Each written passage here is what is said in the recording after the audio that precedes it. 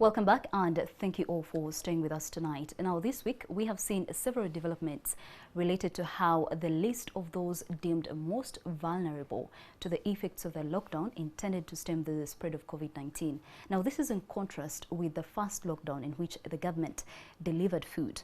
However, different categories of people continue to raise concerns on how these funds will actually reach the intended recipients. So tonight we pick the thoughts of Mr. Gilbert Sendugwa, a social activist who also doubles as the executive director at Africa Freedom of Information Center. Thank you for joining us and a very good evening and welcome to Talk of the Nation tonight. Thank you, Sandra. Good evening, dear viewers. Now, looking at the government's, very good move to provide some bit of relief to the most vulnerable, to those affected by COVID-19, and deciding to give that relief in terms of money, via mobile money.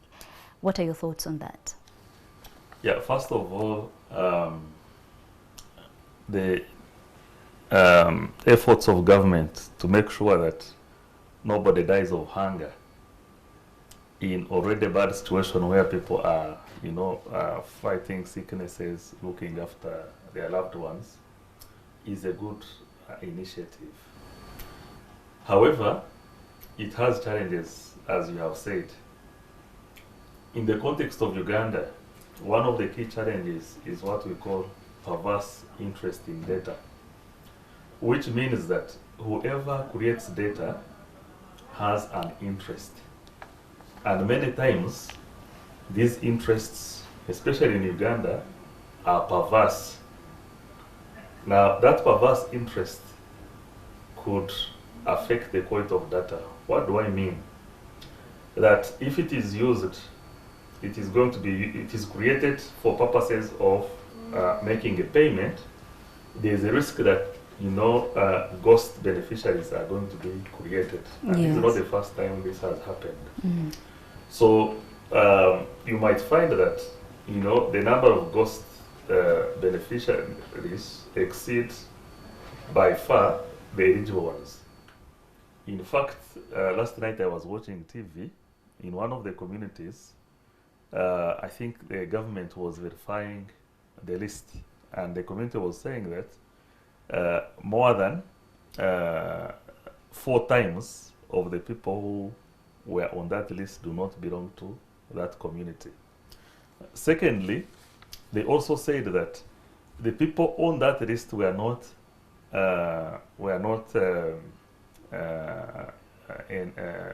needy. So that's one of the problems, perverse interest. The second one is that in any program like this, you have to think about the risk of inclusion, which means that the people who are ordinarily not supposed to benefit ending up benefiting. And then the third one is exclusion.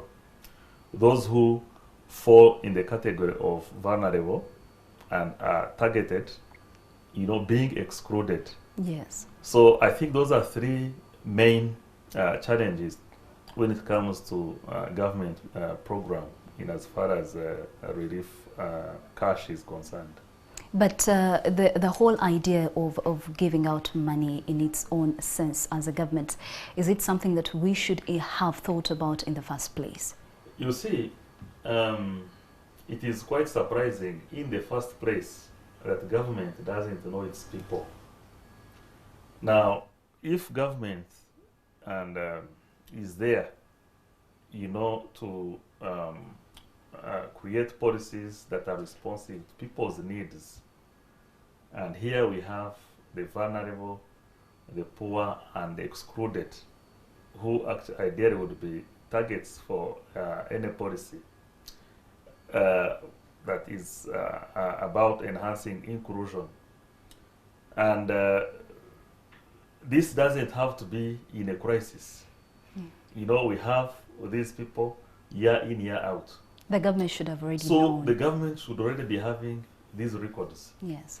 And when a crisis like this happens, then it is just updating these records and implementing the program. So the fact that the government has been,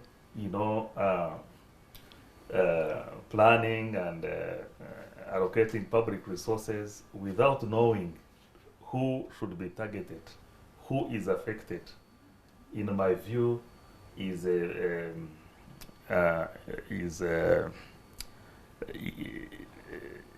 big challenge that really should not be the case. Otherwise, without this information, it becomes difficult for government to be effective. And indeed, no wonder most of the policies, people have said, remain on paper. That in 2011, government said that Uganda would reach middle income status by 2018, which means that people at the base would move, towards the middle, and those in the middle moving high up. So without proper targeting, knowing who to target, who is affected, and whom you are targeting for what, it becomes a big challenge. Now, probably a big lesson to learn from this is to ensure that responsible government programs have proper data to inform their policy and programming. Without that, then it is going to be a big challenge. So proper data, always having proper data to inform future decisions that they need to make in the event we have another crisis like this. Now, I'm curious to understand from your own perspective, what should the government be doing or thinking about in this situation if you want to give out relief? What is the ideal thing to do? Yeah, is it getting back to what we did in the initial lockdown where food was given out, or is we find a better way of saying that we give this money to the right people?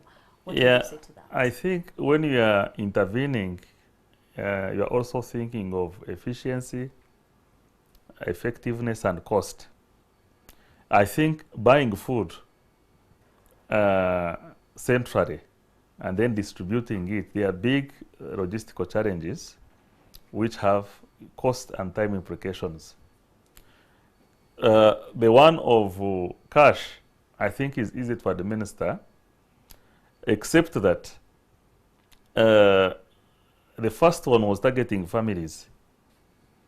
And, households, they live and eat as families. So I think that was proper targeting.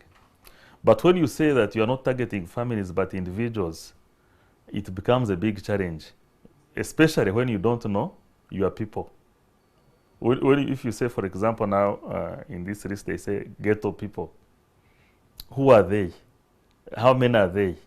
Where are they? Now, you'll find that even gathering this data in itself is a big project that could take several months. So, in my view, in order to achieve greater efficiency and effectiveness in a cost and timely manner, government should have targeted families, vulnerable families, rather than individuals. Is this 100,000 relief fund sufficient? Some say it's not enough. I did see how it was broken down. Is it sufficient even if they were to give it to households?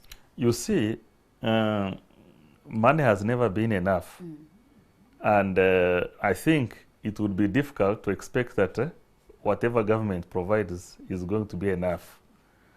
However, it is something to start with, so that families also can build on that, communities can build on that, support needy neighbors, as maybe we come out of this pandemic. But also, while saying that, maybe it could be more than that, more than 100,000, because government has raised a lot of funds from taxes, from donors.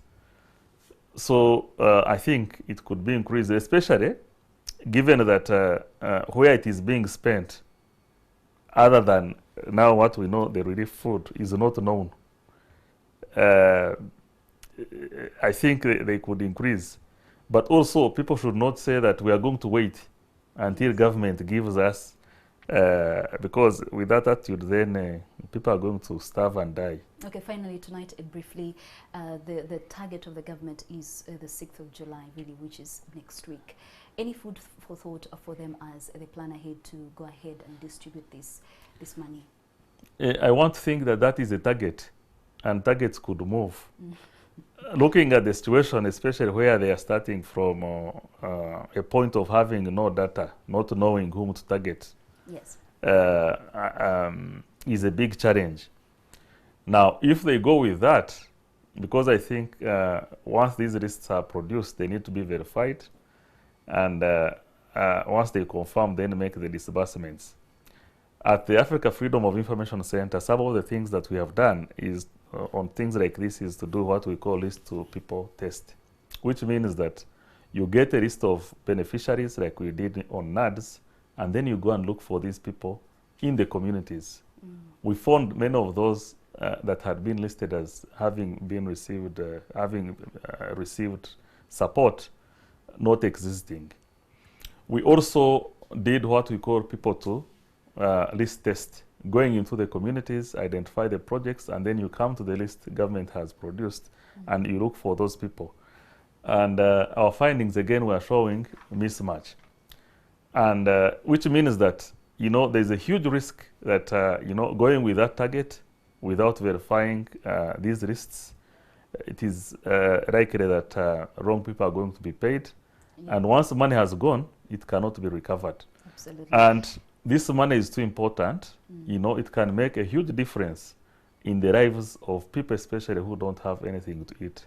All right, so a lot needs to, there's a lot that... A lot of care needs to be taken to make sure that only those that are targeted, genuinely targeted to benefit, receive it. All right, thank you so much, Gilbert Sendugwa, for joining us tonight. Thank you as well. We wait to see what happens if the target is going to be moved and what the government is planning to do, and if those that are intended to receive this money will actually receive it. We'll keep you updated on that. Of course, you're still watching NTV Weekend Edition.